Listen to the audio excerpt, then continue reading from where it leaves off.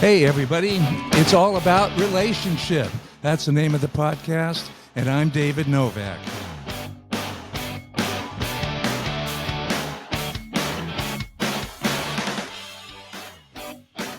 You're about to listen to episode number 118 on video and audio. It's all about relationship. Hey, if you're new to the show, welcome. Welcome aboard. And if you're a veteran and you listen to us on a regular basis, hey, thanks for your support and welcome back. We got lots of good stuff tonight. I've got a special guest. We'll get to that in just a minute, but I do want to update you on some other things that you may already know about. Maybe you don't, but we've got all about relationship. We're going to talk about Among the Willows. That's the most recent movie I've done. It's a Western with faith-based overtones to it. It's got it's got suspense in it. It's got some action. It does talk about the Lord a little bit, but it's kind of a general audience thing. So if you love Westerns, I think you're going to dig it. Again, Among the Willows. It's on Apple. It's on Prime. It's basically everywhere that you can rent a movie, I think. So anyway, it came out just recently. We're pretty proud of it. We won a bunch of awards and all that kind of stuff. Anyway, so if you want to follow the show on Facebook, you would check it out. It's all about relationship. If you're checking it out on Instagram, you can follow us as David Novak Podcast. And the only reason we call it that on Instagram is because somebody else had the name already. But anyway, follow us anyway, or you can follow me as an actor if you want, David Novak Actor. So anyway, you're about to watch and listen episode number 118. But if you haven't had a chance to check out some of the previous shows, if you're not a regular listener, you might want to check them out on episode 117. We had author Faith Draven on. She was awesome, and she shares her testimony. She went through a lot of abuse as a kid and everything, so she can give you some encouragement and that sort of thing. Awesome episode. Tear-jerking, but it really touches your heart. The one right before that, episode number 116, I had my writing partner, John Eden. He and I got on and we talked about all kinds of stuff, so you can check that out. Right before that, on episode 115, we had Pastor Josh Lotzenheiser. That's the church that I've been at for many, many years in Orange County, California. He came on and gave another awesome, timely message. So check out those episodes if you haven't had a chance. I think they'll really bless you. Okay, tonight we have a special guest. I'm going to read a little short bio on him.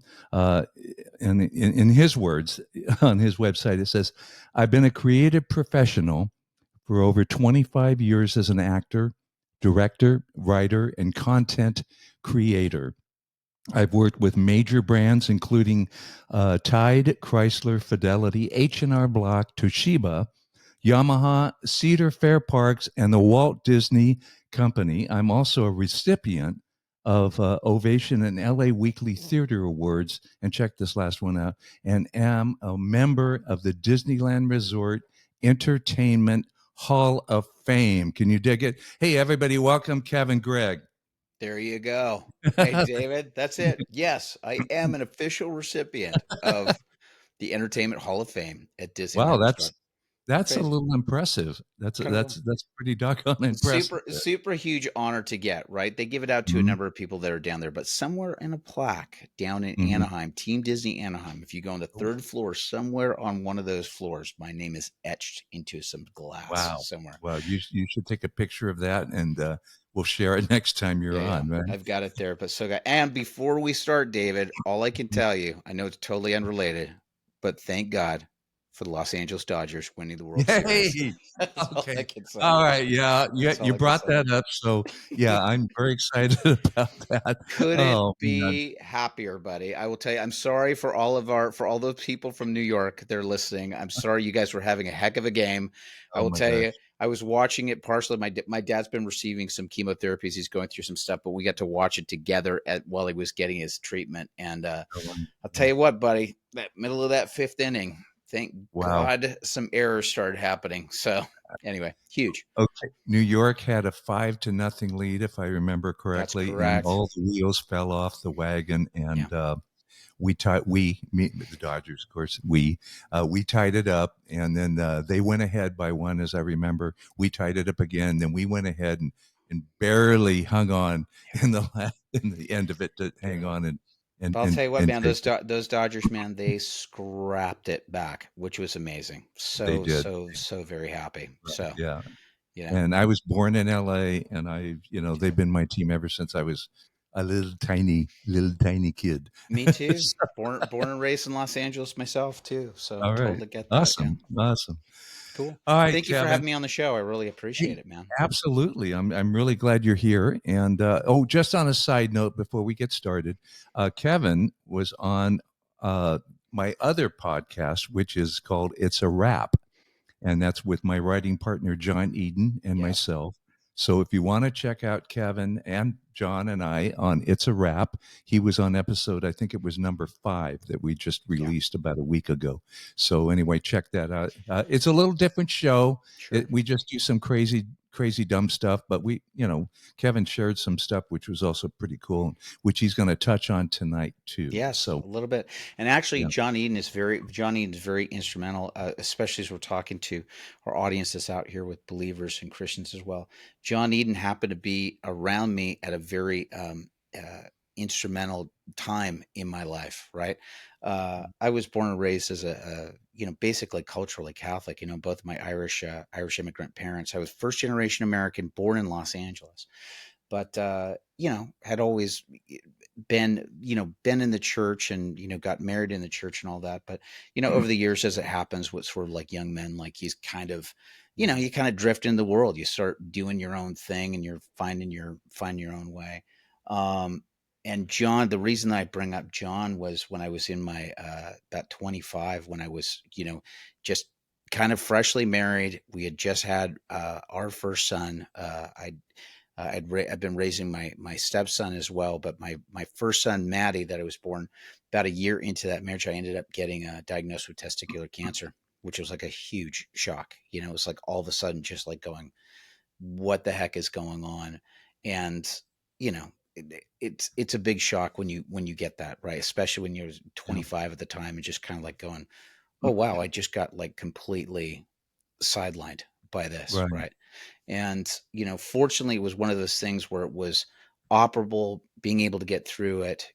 Fortunately, they were able to get it through through surgery and then sending me through radiation. But during the course of that radiation stuff, David, as you go through those scenarios and you're showing up in these cancer wards and going to that, you're seeing a lot of other older guys that are going through some stuff and people that are going through end stage of life.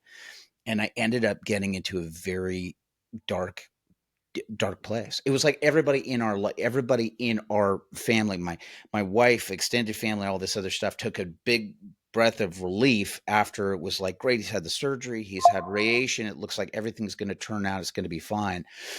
And then I started just slowly going down into a deep dark spiral where I thought, well, if it's not going to be this, it's going to be something else. And I remember I had this one moment where I was sitting on the couch and I think my wife, Kate, had probably been talking to me for about 20-25 minutes. And I'd just been kind of like nodding along and sort of watching TV at the same time. And I realized she'd been talking to me for about 20 minutes. And I just said, hey, I need to let you know I like didn't hear anything you said. And I'm like in a really bad place right now. It was dark. I mean, parts of this was even like, suicide ideation and all this stuff, which is very, very odd.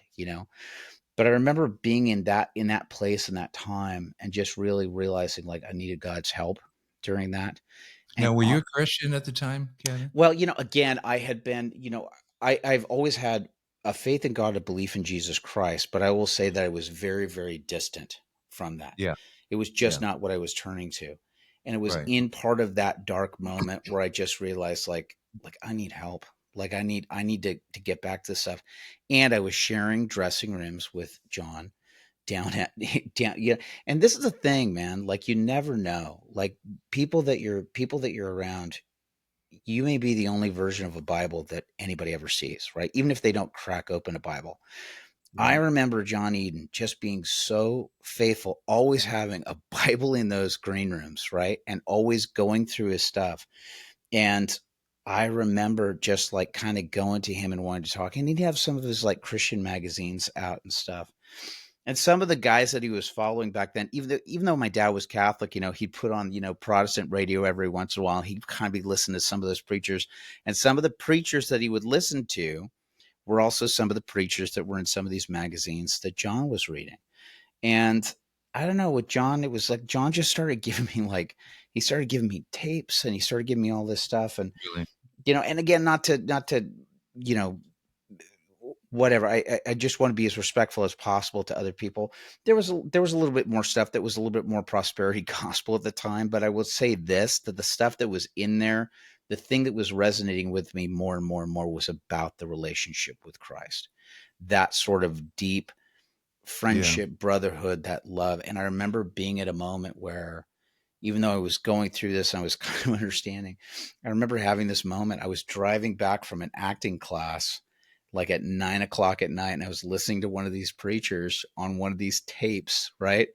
And the preacher gave like an altar call on the tape. And I remember at that moment just weeping and just kind of recommit. Wow. I always refer to it as like recommitting my life to Christ, Yeah. because Yeah. it wasn't like I was fully away from it, but it was almost like a repentance, like a prodigal son sort of moment. Sure.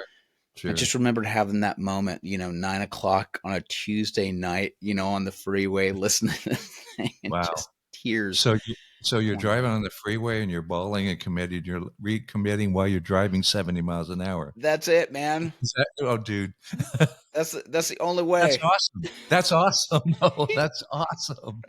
Oh You my never know. God. You never know what's going to happen for you, Yeah. right? I mean, Right. I'm sure that your audience knows it. I mean, did you what was your moment for you? Oh man. You put me on the spot there. Sorry about it. I was raised, no, that's okay. I was raised Catholic. Yeah, You had mentioned that. And I was raised the whole time when I was in a school, grammar school and high school, and I was raised Catholic. yeah, And I've always had kind of a relationship with the Lord, at yeah, least, as much as I could at, yeah, yeah. being Sure. younger and everything. But I think when I was about 20 is when I just, said, I got to get serious about this. And that's kind of when I, you know, Yeah, did it officially. We'll call it officially at that yeah. point in time. But I think yeah, we and run I was, into these crossroads that happen in our life, right? And I think it happened at least for you're a guy in your 20s. I'm a guy in my 20s, having faced a medical crisis at that point, like mhm, kind of going, I, whatever I'm doing's not working, right? Whatever I'm doing is not working, and I need your help, right? And I right, think that was part of it. And I'm grateful that that happened, because I'd shared part of this story with you as well, David. But right, you know, you think that, and I think that this happens too, is that you get people that kind of, they want to look at the Christian life and the Christian walk as if it's, well, you guys are just all gumdrops and lollipops and looking through wow, the world through yeah, rose-colored glasses. And it's like, yeah, hey, man, that's not it at all. not even close. Yeah, not even close. Uh, No, because I, it I, gets, because go ahead, please go ahead. I was going to say I've just gone through so much garbage in my life too, and Yeah. if it, Christianity, at least having a relationship with the Lord, in one way, it's very easy. In other ways, it's really tough. Yes. But it's easy because it's like he says, "Come to me, come to me freely, and I will take you because I love you and I give you my grace." And I Yes. want to have a relationship with you. So coming to the Lord is easy. Staying with the Lord is easy. Um, that doesn't make any sense, but I think you know what I'm trying to say. But Yeah. walking with the Lord, we get these choices every single day. Yeah. We can either walk according to His Word or walk according to the flesh. It happens every day for us, and Yeah. even me. I've been a Christian for 150 years, but it doesn't matter. It's always a learning process, and you're always Absolutely. growing with the Lord. And every Yeah. every single day, every moment, I get up and it's like, Lord, I want to serve you today. I want Yeah. to walk with you, and I want to love you more, and I Yes. want to love others more, and help me to do that. Show me how to do that, Lord. It's So, it's so, it's so true, buddy. I mean, I was just having a conversation with my men's Bible study this morning, and mhm, part of the thing that happened, and listen, there's a little Irish bleakness that I put on this as well. But I do, you know, we're Irish bleakness. right. Irish, little Irish bleakness is in there. But, you know, we're continually on this journey. And I do feel like, you know, he's always giving us enough because he's giving us comfort that happens in the versions of like oases that pop up in the desert, right? We get these moments where it's like, oh, Right. great, I'm here, I'm refreshed, I'm getting to lie down in green grass, I'm getting to drink fresh water and all this stuff. And he keeps us there for a while, right? He keeps us Yeah. there for a while to kind of give us a comfort. And then he kind of goes, okay, now I need you to grow a little bit more. I need you to grow because I need to strengthen your character and to push you even more. And I think it's this. It's not about like landing in the this is it. I got it. I'm set. I'm fine. Right. Because the minute that we get into this moment of being comfortable and just being in this moment, like going, that's where the danger sets in, because then Yeah. we start getting just like really in the flesh and we don't need them anymore. And I think Yeah. like God, like a great parent or a coach or a leader or a teacher, gets us to a point where he goes, awesome. Are you good? Are you great? Are you strengthened? Amazing. Let's go. I need you to go a little bit further. I need you to go a little bit further. And it's when we kick and scream. It's Elijah in the thing when he's running away from Jezebel, right? And he's hanging out in that valley where birds are dropping bread and he's drinking some water and all this stuff. And then finally the brook dries up because Mm, God's saying, let's go. I need you out of here, right? I've put you in here to keep you safe for a while, but now I'm going to dry up the brook. And it's like, I need you moving. Let's go, mm, right? And I think we want to be in this place of like going, well, God, just keep me safe and comfortable. He goes, no, man. Here's where here's where the Irish bleakness comes in. Every single one of us, every single one of us is on the way to Calvary. Every single one of us. We're on our way to our own personal Calvary. That's going to happen. Now, here's the great thing. We're going to get to that point, which will come at that crossroads that happens with death. The fortunate thing for the Christian believer is that that ultimate pain and sting of death or whatever, that last part's gone because he's taken that, right? But we all are going towards that hill. We're all going towards that hill, one way or the other, right? And I don't know, you might not agree with me on that, but there's, you know, and I do feel like there's a lot of that stuff that's good because Jesus also modeled it along the way, right? He modeled it along the way of going, I know it's hard. I know it's the worst. I know you don't want to feel it. And I get it because I've also done it too. Let's keep going. yeah. Let's keep going, you know? And It's that's it's been, really go ahead. no, what, no, I want you to jump in, please. No, the only thing I was going to say, it's kind of like I feel like I'm on my way to Calvary right now in a way. Sure. Uh, as you know, but my audience I don't think knows, but I lived my whole life in Southern California. I was with our church for many years, decades, numerous decades, and as a worship leader, a singer, guitar player, worship leader. I did that for many years. All my friends are there, family and all that. Um, and having been, in the entertainment industry and everything. Okay, so 3 weeks ago we moved here to South Carolina. Okay, Yeah. and that's where I'm talking to you at, and my audience may or may not know that, but all of a sudden I'm in, South Carolina. Well, all my roots, if you want to call it that, it's like it's gone, Yeah. and it's like what the heck, Yeah. it's a decision we made. But I'm sitting here, I'm not playing with my band anymore, which I played at for forever, Yeah. and I'm not with the ministry I was with forever. And it's just like I'm out here on a little island right now, saying, Lord, Yeah. okay, all right, here I am, Lord. I mean, I need you to show me what I need to do, lead me to the right people, whatever we need to do, God. But I'm in total reliance on God right now. So Yeah. I feel like I'm on my way to the hill, if you Well, want to call it. I'm gonna tell you, man. I've literally So, got a video that'll be coming out on my YouTube channel in just about about a week or so, and it deals mm, specifically with this topic, specifically with people that are. I hate when people say, "Well, that's it. My time's over. It's all gone. I've lost my opportunity. It's all finished." Right? Because there's so many biblical examples of people that God has gotten them, past in their 70s, 80s, 90s and said, God said, great, perfect.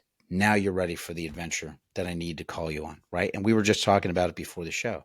Sure. Abraham was called out of his father's land at 75, right? Moses, who was, basically a prince in Egypt until his 40s, gone, because he's afraid that he's going to get in trouble for having killed an Egyptian. He's gone. Right. And at 80, he's told, yeah, you got to go back and you got to take all those people out of Egypt, right? And then you even think about people like Joshua or Caleb when they're out in the desert, right? Here's Joshua and Caleb, two faithful guys who in their 40s go into Canaan with all those other spies to see what's going on with the Canaanites. They come back with the big, the grapes and the milk and the honey, and they're just saying, it's amazing, we can take this. And all those other spies say, we can't do it, they're too big, all this stuff, right? Israel gets punished, 40 years of exile. And Joshua and Caleb have to go along with the punishment for 40 years, even though they've been faithful. And then when Moses dies, around 100 or so, leadership is passed over to Joshua at 80. And then when he goes into the promised land, it's not like it's handed over. He's immediately has to go into battle after battle after battle to start claiming the things that he was promised, Well, that's not fair, Kevin. I know. But that's exactly what we're like with God, where we just literally just go, come on, man. This is, and again, like the loving father and teacher and leader or coach that he is, he goes, I know it sucks. I know, but my plan is bigger. I need you to follow me through this. I need you to follow me through this pain. Right. I need you to follow me through this pain. For sure. And I feel very strongly that that's probably your path as well. But it's exactly that of just going, God, I can't do this on my own. I just can't, And I've experienced. Yeah. No, please. No, you just read my mind. Go finish what you're going to say. Well, I was just going to say that, listen, buddy, I've and I continue to live through this, right? Like, yes, I had the cancer scare when I was in my 20s and was able to get through that. But then 2 years after that, our next youngest son, Duncan, diagnosed with, moderate to severe autism, and basically all the dreams and everything that you have as a parent for your child is just like, it's gone, right? Like at first we think that he's deaf or whatever, and just like kind of going, nope, that's not the case, and all of his language and everything he had all of his language, and then it all just disappeared. Like it was gone. It's like seeing your kid disappear before you and having to navigate that with all of those challenges that happen. And I remember having a moment specifically when we had just gotten the diagnosis. Duncan got the diagnosis when he was about three and a half, maybe. And I remember I sat in the bed with him and I held him and I was sobbing and I was weeping because of what this was. And I remember just hearing that small, still voice of God just kind of going, okay, all right, totally get it. Now you got to let that go and stop thinking about, what you want and let's try to help him have the best possible life ever. And it was one of those moments of really turning around and just saying, all right, whatever myself or my wife, Kate, can do, or our other sons, Maddie and Luke, can do to help out Duncan, what can we do as a family to grow through this? And continuing to lean on God through all of it, and there's been some incredible, beautiful things that we've had along the way during this. Some stuff that absolutely is just terrible that I don't wish on anybody else, but you just go through it and go, all right, Lord, thank you. And there's been so many things we've had going through this experience that's made me realize, God, you've literally used what Satan tried to throw our way to try and destroy us, that you have turned this into something beautiful that has strengthened us as a family and just helped us continue to grow, How old is he now? He's 25 now. He's 25. Yeah. So he's out of the schooling system and all that. He's got a couple of people that help out with aid stuff. Our idea, our hopeful idea with him is to eventually get to a point where he's working somewhere where he's able to work and be able to bring in some income. He lives Yeah. with us. He lives with my wife and I. That's probably going to be the case for our lives, which is just like to have him live with us. But his two older brothers are just rock stars as well. So we know that we've got a great support system with him. So, That's awesome. Yeah. just figuring out and talk about a situation of just like having to go talk about Satan always tries to piggyback in on things, right? So Satan will try Sure. to come in and just kind of go, what's going to happen? And can start this like worry or despair or fear. And then Right. throughout it all, God just has to say, you got to trust me. You got to trust that he will be provided for and he'll do whatever you can. That doesn't let me off the hook, but I keep think doing. I think Satan's main weapon is fear. Of I, course I it think, is. yeah. I mean, that's he lies and he dumps fear on you. And what are you going to do? What are you going to do? And Yeah. then he always tells you, well, if God really loved you, Mhm. why would this happen? Or you may not hear it just that way, Yeah. but in your heart, that comes out, and it's like, well, I don't know, God, why'd you let this happen? Well, Yeah. as if it's God's fault. It's not. But Yeah. he's the father of lies, and he likes to pin everything he can on God. But he lies, and he creates fear. That's what he does. What people have to realize is, especially with Satan, right? You have to realize Satan was an angel. Satan was an angel, and he was an angel that was magnificent and intelligent, and this He was right, a worship leader too. all of this, right? Yep. And so he Mhm. is this intelligent being that is so, and he will use anything that can be cloaked in what looks like good intentions and all this stuff because he is a master manipulator, right? And it can Yeah. be cloaked in those things. And it can use our things like our children, our marriages, other things Right. like that. But we really do have to take that moment to kind of go, hold on a second, man. Lord, is this from you?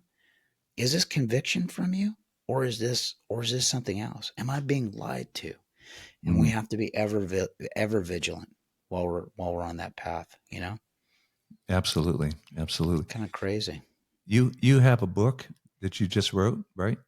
Yeah, we're in the finishing stages of it. Okay. I'd rather be able to talk about storms that you go through. Uh, I'd rather be a buffalo. Is a book that I wrote with my friend and writing partner Doug Riggle, who unfortunately just passed away in the last month or so. Doug and I met several years ago. He reached out to me. He was looking for somebody to help tell his story. He had discovered that he was at the age of 10, discovered that he was adopted. Had no idea. Right. Ended up navigating a kind of a challenging family environment with his dad, and then ended up dealing with his own suicide ideations as well. Ended up coming to Christ because of a major flood event that happened in Texas. That he was one of the people that was involved in the Red Cross media at that time. This was a bus. There was a Christian camp that as they were coming back, this bus got caught in a flash flood, and unfortunately, a whole bunch of people got lost and Right. killed in this thing. And Doug saw the people from this camp and the families and all these other people and how they responded in prayer and love and community and faith through this time, the environment. And he just looked at this and he went, whatever these people have, something's going on here. And Wow. out of that situation, he ended up turning to Christ and all that. Ended up Really? adopting. Yeah, he really did. Through that thing, that was like one Oh, of the man. things that made him turn his life over to Christ. Wow. He ended up adopting a son of his own. It was a teenage son that he raised until he was in his 20s. Unfortunately, his son, they believe, had some version of a manic episode or whatever, and he ended up committing suicide. And so Doug ended up navigating all this stuff. And Doug had lived this entire life that was about, you know, hey, if I'm going to go in the storms of life, I don't want to be like cattle on the plains that turn around and run away from a storm and then are stuck in the storm longer. I want to be like a buffalo that goes into the storm and goes through it faster. Yeah. And even as we were finishing up, like writing this book, unfortunately, Doug had got diagnosed with stage 4 cancer. Last 2 years, as we were working on a thing, we put everything on pause. We knew that it was coming, but it was sort of a very sudden thing that happened with him. There was a gallbladder attack thing that escalated quickly. But um, I'm finishing up the book on that, but we're going to continue with it. You know, Doug and I have had a number of episodes of our podcast that we've recorded because that was part of our thing over the last year and a half, was also talking about his cancer journey. If you go over to youtube.com at I'd Rather Be a Buffalo, you can see our episodes are over there.